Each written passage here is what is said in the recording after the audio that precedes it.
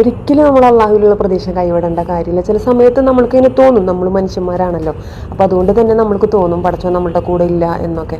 അങ്ങനെ കൂടെ ഇല്ല എന്ന് തോന്നുന്ന ഒരു സമയത്ത് പടച്ചോൻ നമ്മളുടെ കൂടെ ഉണ്ട് എന്നുള്ളത് നമ്മളെ വീണ്ടും ഓർമ്മിപ്പിക്കും.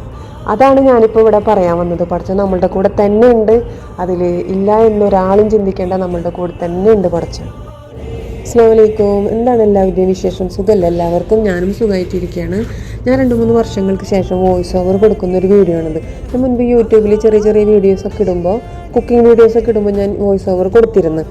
അതിനുശേഷം ഞാൻ ഇന്ന് വോയിസ് ഓവർ കൊടുക്കുന്നത്, എനിക്ക് ഈ വീഡിയോ വളരെ സ്പെഷ്യലായിട്ട് ഉള്ളൊരു വീഡിയോ ആണ്. അതുകൊണ്ടാണ് ഞാനിത് വോയിസ് ഓവർ കൊടുക്കുന്നത്. കാരണം ഇന്നലെ റമളാൻ 24, റമളാനിലെ ലാസ്റ്റ് വെള്ളിയാഴ്ച, പിന്നെ മാർച്ച് 13 എൻ്റെ വെഡിങ് ആനിവേഴ്സറി.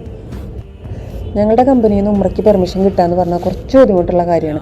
അപ്പോൾ അതുകൊണ്ട് തന്നെ റമളാനിലൊരു ഉംറയ്ക്ക് പെർമിഷൻ കിട്ടിയപ്പോൾ ഒരുപാട് സന്തോഷം ഉണ്ടായിരുന്നു. മുൻപത്തെ റമളാനിന് ഒരുപാട് ആഗ്രഹിച്ചു, പക്ഷേ പോകാൻ പറ്റിയിട്ടുണ്ടായിരുന്നില്ല.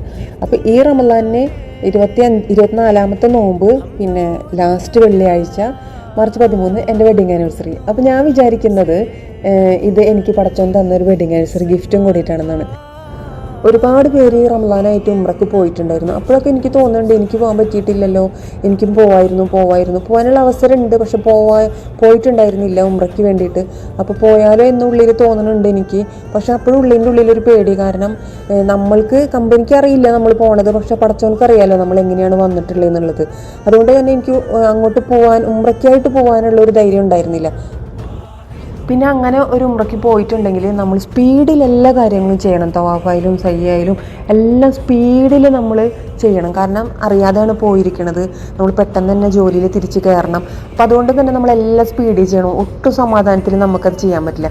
എനിക്ക് ഉംറയ്ക്ക് പോകുമ്പോൾ ഞാനൊരു 3-4 പ്രാവശ്യം പോയ അനുഭവം കൊണ്ട് പറയുകയാണ്, നമ്മൾക്കത് ചെയ്യുമ്പോൾ, ഉംറ ചെയ്യുമ്പോൾ നമുക്ക് സമാധാനത്തിൽ ചെയ്യണം. കാരണം അപ്പോഴാണ് നമ്മളുടെ മനസ്സൊന്ന് റിലാക്സ് ആവുള്ളൂ. അല്ലെങ്കിൽ ടെൻഷനാണ് നമ്മൾക്ക്, കമ്പനിയിൽ അറിയോ എത്താൻ പറ്റൂലേ, അങ്ങനത്തെ ഒരു ടെൻഷനോട് കൂടി ഉംറ ചെയ്യുന്നത് ആലോചിക്കുമ്പോഴും എനിക്ക് ഭയങ്കര ഒരു വിഷമമായിരുന്നു. കാരണം എനിക്കങ്ങനെ ടെൻഷനായിട്ട് ഉംറ ചെയ്യണ്ട, പടച്ചോനെ നീയായിട്ട് എനിക്കൊരു അവസരം തായോ, നീയായിട്ട് എനിക്ക് റമളാൻ്റെ ലാസ്റ്റ് 10 നീ എനിക്കൊരു അവസരം തായോ എന്ന് തന്നെ ഞാൻ പടച്ചോനോട് പ്രാർത്ഥിച്ചുകൊണ്ടിരിക്കുന്നു. അങ്ങനെ ഞാൻ പ്രാർത്ഥിച്ചുകൊണ്ടിരിക്കുന്ന അതേ സമയത്ത് എനിക്ക് മെസ്സേജ് വന്നത്, നിങ്ങൾക്ക് മറ്റന്നാൾ ഉംറയ്ക്ക് പോകാനൊരു പെർമിഷൻ ഉണ്ട്, അത് വെള്ളിയാഴ്ച, ലാസ്റ്റ് വെള്ളിയാഴ്ച എൻ്റെ വെഡ്ഡിങ് ആനിവേഴ്സറി മാർച്ച് 13.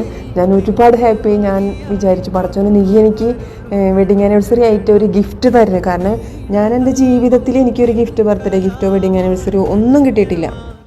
നമ്മുടെ വീട്ടിൽ അങ്ങനെ ഒരു സിസ്റ്റം ഇല്ല, ഗിഫ്റ്റ് കൊടുക്കുക ബർത്ത്ഡേക്ക് വെഡ്ഡിങ് ആനിവേഴ്സറിക്ക്, അങ്ങനത്തെ ഒരു സിസ്റ്റം ഇല്ലാത്തതുകൊണ്ടാണ് കിട്ടാതിരുന്നത്.